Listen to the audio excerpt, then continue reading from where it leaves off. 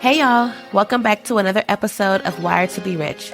Before we dive in, let me take a minute to share a little bit about me and my journey with money lately.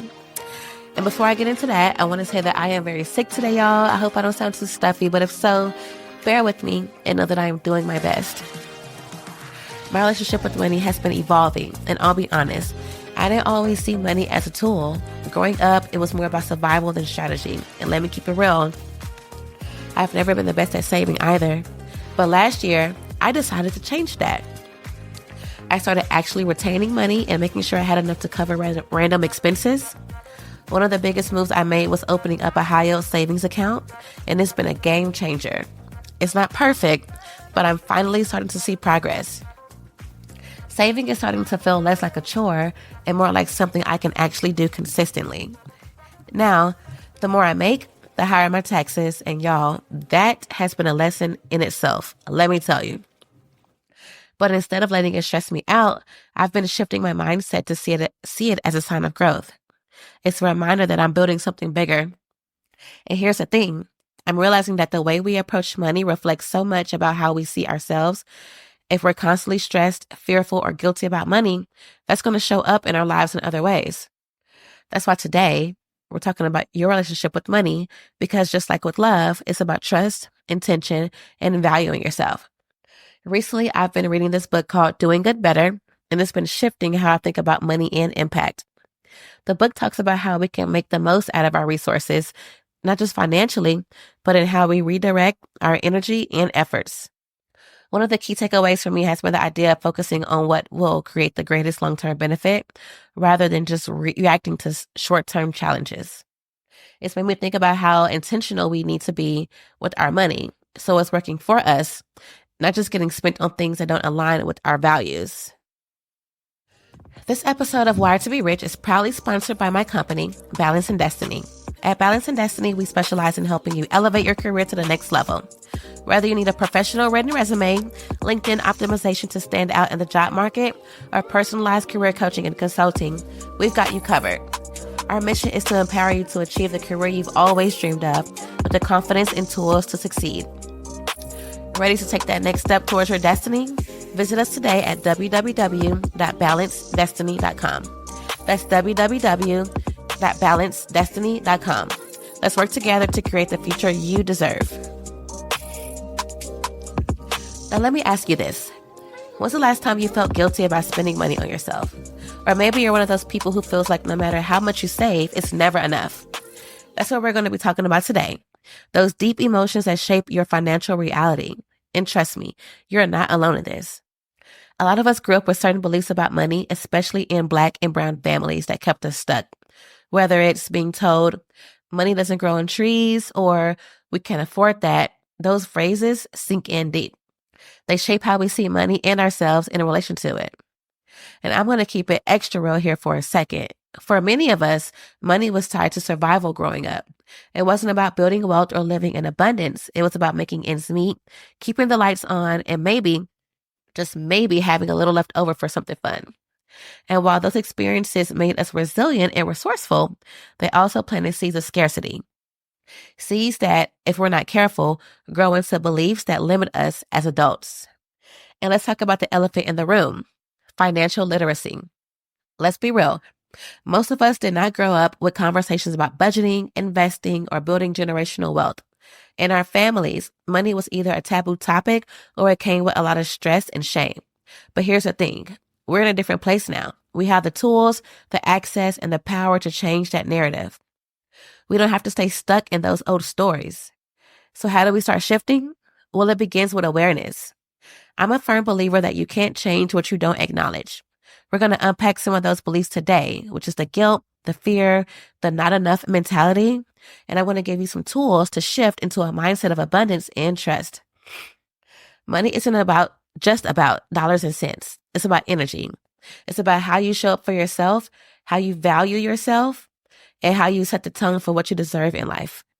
Speaking of tools, let me put y'all onto something real quick.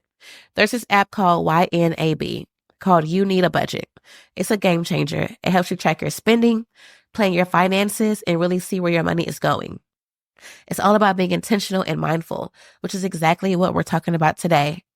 And if you're looking to save smarter, opening a high yield savings account like I did is another great step to start building that cushion for unexpected expenses. This isn't just about money though, y'all. It's about reclaiming your power in every aspect of your life. Whether it's love, career, or finances, you deserve to feel secure, capable, and worthy. And let me tell you, when you heal your relationship with money, it has a ripple effect. You start showing up differently, not just for your bank account, but for yourself.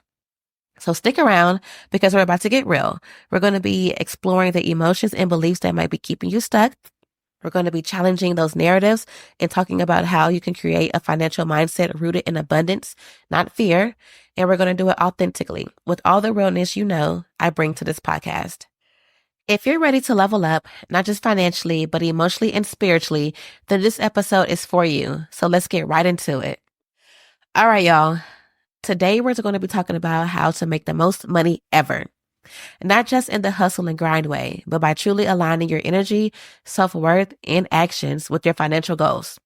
This is about uncovering the gems, the secrets, and the strategies to not only grow your bank account, but also manifest the life and richness you've always dreamed of.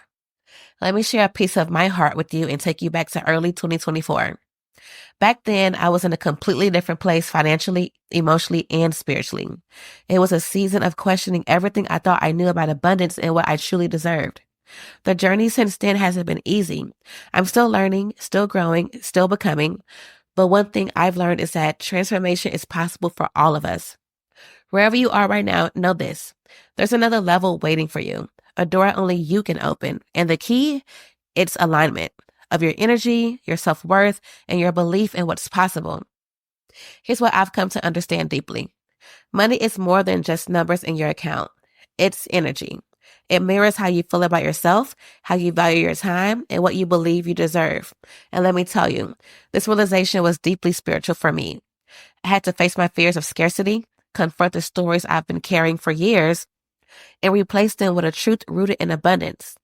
This isn't just about money, it's about healing, faith, and stepping into your divine purpose. Let's take a moment to reflect on the bigger picture. Think about how systemic barriers like redlining, predatory lending, and food deserts have shaped not just our communities, but our collective energy. These aren't just financial issues, they're spiritual ones too. Redlining, for instance, wasn't just about denying mortgages to Black and brown families. It was a form of energetic sabotage, whispering lies that wealth, stability, and opportunity were out of reach. But here's the truth. Those lines don't define us. They never did. We have the power to draw new lines around our goals, our dreams, and the life we're creating. Take redlining as a spiritual lesson. It was designed to create division and limit resources, but it also teaches us the power of alignment and intentionality. The government literally drew lines on a map to control wealth. But what if we drew our own lines around our goals, our energy, and our focus? Instead of being boxed in by those red lines, we can reclaim our power by aligning with abundance and acting with purpose. The same applies to predatory lending and food deserts. Yes, these are physical realities, but they also have energetic impacts. Predatory lending traps people in cycles of debt, and food deserts limit access to nourishment, both of which deplete not only financial resources, but also spiritual energy. But what if we shifted the narrative? What if we use these challenges to strengthen our resolve and lean into our faith, knowing that abundance is our birthright? By focusing on both the spiritual and practical aspects of these issues, we can create lasting change. Now, I want to emphasize that understanding these historical and systemic barriers doesn't mean that we're powerless. Quite the opposite, actually. Awareness is the first step to dismantling these structures and reclaiming our energy. This is where spirituality meets strategy.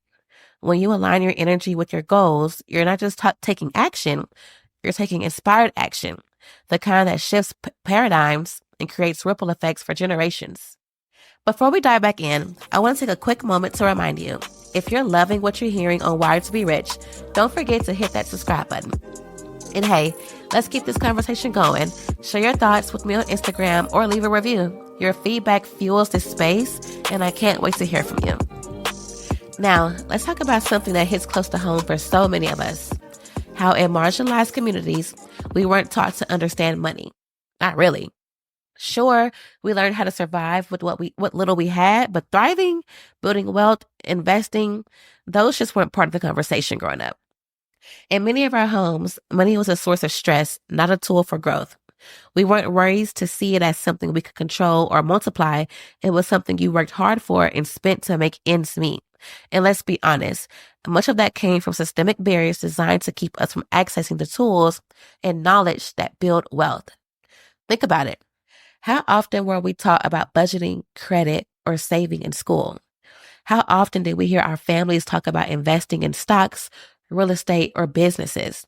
For a lot of us, those weren't dinner table conversations. Instead, we grew up watching our parents juggle bills, stretch paychecks, and sometimes go without just to make sure that we had enough to get by. But here's the thing. We don't have to stay in that cycle. Yes, we were dealt a tough hand, but we have the power to rewrite the rules. Breaking generational patterns start with something simple yet revolutionary: education.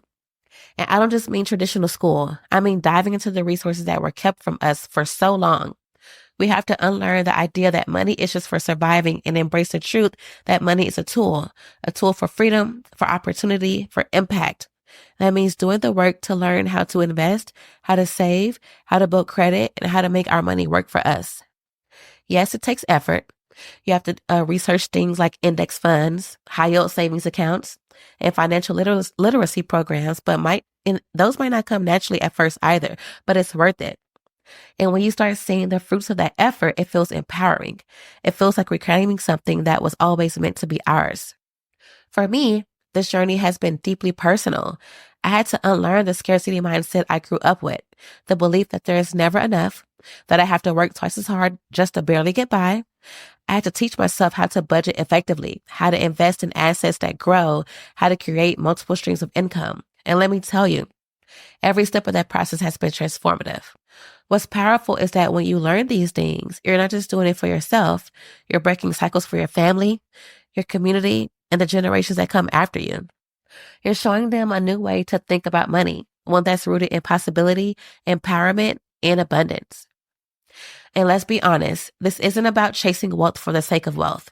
It's about using money as a tool to live the life you want, to create opportunities for yourself and others, and to build a legacy that lasts.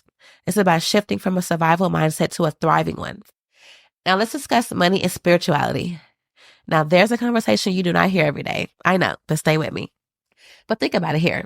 The more connected we are to this notion about money and spirituality, the more that we really realize that we're more connected than we realize. Money isn't just something we earn, spend, and stress over. It's energy. And the way we approach it says a lot about where we are spiritually. I used to think money was this elusive thing, like the one that got away. It felt distant, hard to pin down, and honestly intimidating. But as I've grown, I've realized that my relationship with money is like every other relationship in my life. It's a reflection of how I feel about me. Do I trust myself? Do I believe I'm worthy? Am I open to receiving? Now, let me be clear. This realization didn't come in some Zen-like meditation session. It hit me while I was sitting at my laptop, panicking over bills one day and asking myself, how did I get here again? That's when it clicked. I was operating from lack, emotional, energetic, and financially. I was holding on to this fear that if I let go of money, it wouldn't come back to me. And isn't that the story that's for so many of us, especially in our 30s when we're trying to juggle careers, save for the future, and still enjoy life in the moment? It's like, how are we supposed to manifest abundance when we barely are keeping up with the cost of oat milk? But here's what I've learned. Money isn't just about what's in your account. It's about what's in your spirit. When you're in alignment, when you're clear about what you want and willing to trust the process, money starts to flow in ways that feel like effortless, honestly. It's not magic, it's energy, y'all. It's like dating, honestly. When you're desperate, clinging to the idea that you have to make it work, you're attracting the wrong kind of energy, the kind that leaves you drained and questioning everything. But when you're confident, intentional, and aligned with your worth, you attract what's meant for you. Money works the same way. So now I treat money like I would any relationship I care about, with respect, with love, and with clear boundaries. I plan where it's going. I invest in things that make me better and let go of the fear that there won't be enough. And let me tell you, that shift isn't just financial, it's spiritual. The more I align with abundance, the more I see it everywhere. It's in the opportunities that come my way and the people I connect with and in the way I feel when I look at my bank account. Not stressed, but empowered. Here's a thing that we don't talk about enough. In a world that only wants us to see the love of money as dirty or shallow, we forget that it's a tool, a mirror even.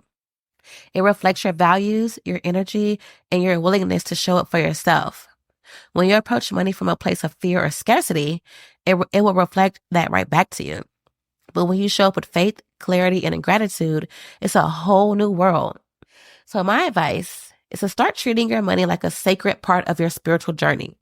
Set intentions for it. Bless it when it comes in and when it goes out. Use it in ways that align with your purpose and watch how it transforms. And not just your finances, but your entire life. Here's the truth. Abundance isn't just about having more. It's about being more. More aligned, more open, more willing to trust that what's meant for you will always find you. And isn't that kind of energy that we all want and deserve?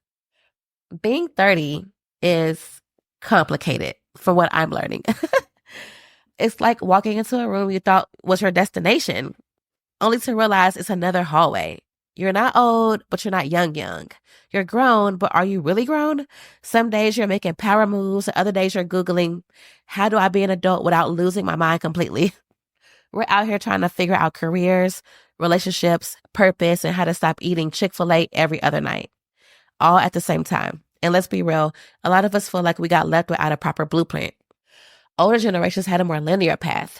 Graduate, get a job, buy a house, retire. It wasn't perfect, but at least the steps were clear for them. But for us, it's like someone tore up that map and said, good luck. Our parents were out here buying houses in their 20s. And now we're lucky if we can afford rent without roommates. They had pensions. We have side hustles. They worked one job for 30 years.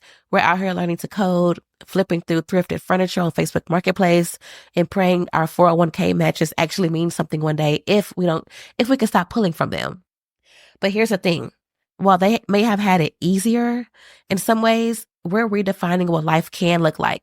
We're not just working for a paycheck. We want purpose. We're not staying in unfulfilling jobs, relationships, or routines just because society says we should. We're taking risks, starting businesses, traveling more, and prioritizing mental health in a way that would have been unheard of for them. Still, that doesn't make it any less confusing, though. There's this pressure to have it all figured out by now. And if you're like me, you've had moments where you're just like, am I behind? Am I doing this right? But the truth is, there is no right. There's just your path, your pace, and your journey. I think what makes our generation special is that we're figuring it out together. We're leaning on each other, sharing resources, and breaking cycles. And yeah, it's a lot sometimes, but it's also freeing. We don't have the same script, but that means we get to write our own. So if you're in your late 20s or 30s or even 40s and feeling like you're out there just winging it, let me just say, same. And that's okay. We're not behind, we're building. We're not lost, we're evolving. And even though we don't have all the answers, we're showing up every day and doing the best we can. And honestly, that's more than enough. Let's take a quick pause. If you're loving this conversation and ready to dive deeper into building your wealth mindset, breaking generational curses, and creating a life of abundance, head over to my website at www.balancedestiny.com.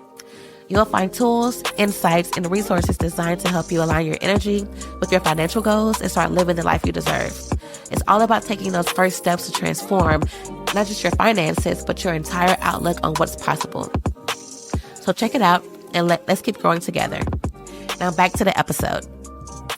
One of the resources that's been helpful in shaping my thinking is the book Doing Good Better by William McAskill that I referenced earlier.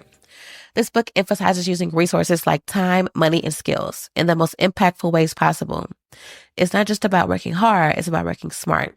When it comes to building wealth, this means focusing on areas that will have the biggest long-term benefits, like investing in your education, leveraging high-demand skills, and putting your money into things that grow over time, like stocks, real estate, or even starting a business. I want to give you some practical steps to level up your money while staying spiritually aligned. The first is to invest in high-demand careers. Fields like tech, data science, software engineering, cybersecurity, or healthcare and renewable energy are not only growing, but also offer high salaries and opportunities for long-term financial stability. Look into certifications or boot camps if a traditional degree isn't feasible. They can often get you started quicker and with less debt. Consider these as an act of faith, trusting that your investment in yourself will pay off. Second, you want to leverage your financial tools. Start with something simple like a high yield savings account for your emergency fund. Then look into brokerage accounts to begin investing like Fidelity or Vanguard. Apps like You Need a Budget, Acorns, or Robinhood can help you start building your financial portfolio. Every dollar saved or invested is a declaration that you believe in your ability to create abundance. The third is going to be, build multiple streams of income, whether it's a side hustle, freelancing, or investing in rental properties. Having more than one source of income gives you financial security and the ability to reinvest in your future. Diversifying your income isn't just smart, it's a form of alignment, preparing yourself to receive multiple channels. The fourth is going to be to focus on generational wealth. Generational wealth isn't just about money, y'all. It's about knowledge. Teach your family about saving, investing, and entrepreneurship. Create a will, set up trust, ensure your assets are protected for the next generation. This is where spirituality meets legacy, planting seeds you may never see fully grow, but trusting they will. I've not created any wills or set up any trust, but it's something that I will do once I, have kids. And that's one of the best things you could do for your kids, and set them up for a life of abundance. Lastly, you want to start small, but think big. Compound interest is your friend. Even small investments made consistently can grow into substantial sums over time. If your employer offers a 401k match, take advantage of it. It's free money, literally. It's free money. This is a reminder that small aligned actions lead to exponential results. And let's bring it back to alignment. True abundance comes when your energy, actions, and intentions are in harmony. It's about trusting the process, even when the path isn't clear. It's about listening to that inner voice that tells you to keep going when fear tries to hold you back. It's about understanding that abundance doesn't come from chasing, it comes from attracting. We don't chase, we attract, y'all. When your energy is right, opportunities will flow to you in ways that feel almost effortless. Breaking free from subconscious beliefs requires rewiring your mindset. If you grew up hearing that we can't afford it or money doesn't grow on trees, those beliefs can become self-fulfilling prophecies. Reprogramming starts with affirmations like, I am worthy of abundance and money flows to me effortlessly. But don't stop there. Take aligned action. Open that savings account. Apply for those higher paying jobs. Start the side hustle that you've been dreaming about. For marginalized communities, this shift in mindset is revolutionary. Imagine a world where we no longer operate from fear, where we are no longer defined by the limits society has placed on us. Imagine breaking generational chains of poverty, owning businesses, buying property, and passing down not just wealth, but the knowledge of how to sustain it. This isn't just a dream, it's possible, but it starts with us. Overcoming systemic barriers requires a combination of inner work and practical strategies. On the inner side, it's about reprogramming those subconscious beliefs, building self-worth, and aligning your energy with abundance. On the practical side, it's about mastering financial literacy, understanding credit, investing in assets, and creating multiple streams of income. This is what I'm currently working on myself. This is what I'm currently researching in my own world, my own journey. I'm learning that it's about educating yourself and leveraging the resources that we do have to create opportunities where none existed before. And let's not forget the power of community. When we come together, share knowledge, and pool resources, we become unstoppable. Collective action has always been one of the most powerful tools for change. From mutual aid networks to community investment funds, these are countless ways to build wealth and resilience together. Here's the truth. The system may be designed to keep us down, but our potential is limitless. No matter where you start, you have the power to rewrite your story and create a legacy of abundance. Align your energy, believe in your worth, and take intentional action. This isn't just about financial growth. It's about freedom, power, and rewriting history for the generations that follow. Now let's talk about my story real quick. I grew up living in two different worlds, and honestly, that shaped me into the person I am today. On one side, there's my dad. He did everything for me, but we didn't have much, like at all, honestly. We lived in Oak Cliff, and eating out was rare. Don't get me wrong, my dad did take me out. He paid for ice skating lessons, my violin lessons, and etc., but it was still scarce. He sacrificed a lot to support me, and I will never be able to thank him enough. We made it work, but it was definitely a grind. Then on the other side, there's my mom.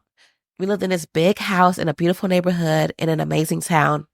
But even with all of that, I saw what it was like for her to be a single mom, holding it down on her own. That duality is what propelled me to want more, unapologetically. Seeing both sides taught me so much. I saw struggle, but I also saw what was possible. It gave me this hunger, this drive to figure it out for myself. I became someone who studies markets, someone who actually listens to financial debates and dives into the numbers. Like, I am out here plotting on how to touch $1 million one day, and I'm not saying that lightly. It's not just a goal, it's my reality in the making. It's a part of my path, a part of my core. I am a millionaire. 2024 was the year it really started clicking for me. Things started aligning, but let me tell you, it wasn't easy. That year took up so much out of me emotionally. I had to face parts of myself I had been avoiding. I had to make sacrifices, cut back, and learn how to say no to things that weren't serving me. It was uncomfortable, but on the flip side, it was also the year I got aligned financially. I stopped just dreaming about the life I wanted and started putting myself in positions to actually live it. I've learned to take what I saw growing up and turn it into fuel. I've learned that no matter where you come from, no matter how hard it's been, you can rewrite the narrative. I'm living proof of that duality, that you can come from less and still aim for more, that you can see struggle but also build success. So let me know what gems you're taking from today's story. Did anything resonate with you? Do you see parts of your own journey in mine? If you have questions, insights, or even doubts, hit me up. I want to hear it all. Your voice matters and your growth matters even more. This isn't just about me sharing my story. It's about sparking something in you that pushes you to level up in ways you never thought possible. We are in this together, building momentum and breaking barriers. Let's take what we've learned and make moves. Big, bold, intentional moves, y'all. You've got the power to rewrite the story, to create your version of success, and to live fully aligned with your purpose. What are you claiming for yourself this year? Financial growth, emotional healing, spiritual alignment, whatever it is, know that it's yours for the taking. I want you to walk away from this feeling inspired, not just dream, but take action towards it. Share this with someone you care about, someone who needs a little push, a reminder that they're capable of so much more. Let's expand this community of dreamers and doers, lifting each other as we climb. This year isn't just another chapter. It's the one where you step into your greatness. Let's step into abundance, joy, and impact. I'm excited for what's next, for all of us. What will be your next move? What's your vision? Let's not just talk about it, let's be about it. Keep this energy alive and let's make it happen together. And that's a wrap for today's episode of Wired to Be Rich. But before we go, I want to give you a sneak peek into what's coming. In the next episode, we're diving into something that so many of us struggle with. How to navigate your journey and stay true to yourself when people are projecting onto you, seeing you in ways you don't agree with, or holding perspectives that just don't align with who you are. We'll talk about how to deal with the weight of other people's opinions, how to stay grounded in your truth when the energy around you feels dense, and how to let go of the need for external validation. It's going to be real, raw, and full of tools to help you stay aligned with your purpose, your vision, and no matter what, you got this. So make sure to tune in next time. And if you haven't already, hit that follow button so you don't miss it. Until then, keep chasing your dreams, stay in alignment, and remember, you're wired for abundant success and a life that's true to you. I'll see you next time on Wired to Be Rich.